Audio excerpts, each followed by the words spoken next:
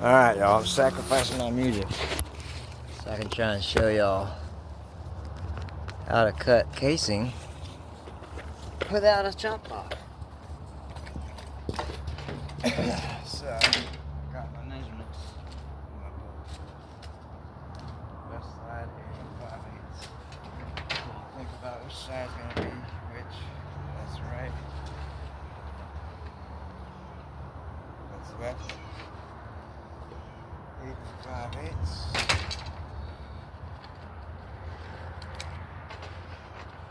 Nothing beautiful.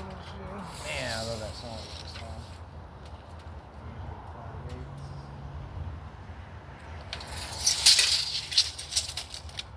Yes, I need to get that.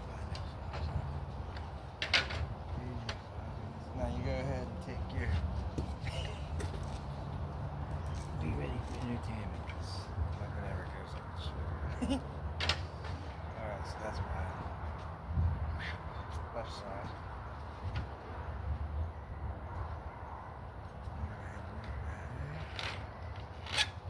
Now, what I do, I know it's about 2 2 1/8 for the side of my saw.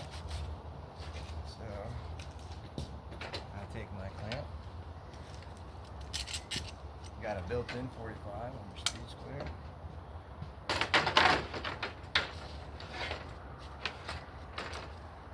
Good clamp. Of course, I always check it's 2 3/16 away. But it's so much quicker to just put the saw up. Line up your cut. Blade. Alright, square is set.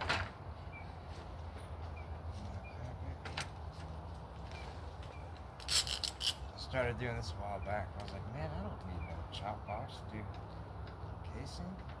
Even small bits of baseboard. I just angle my saw and put the 45 on. Alright. Now, when you do this, you know what I told you. You don't want your square slips.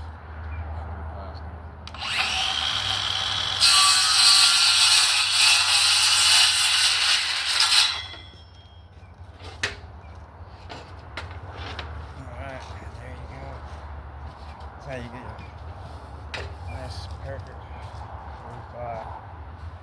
Do your casing without a chop saw.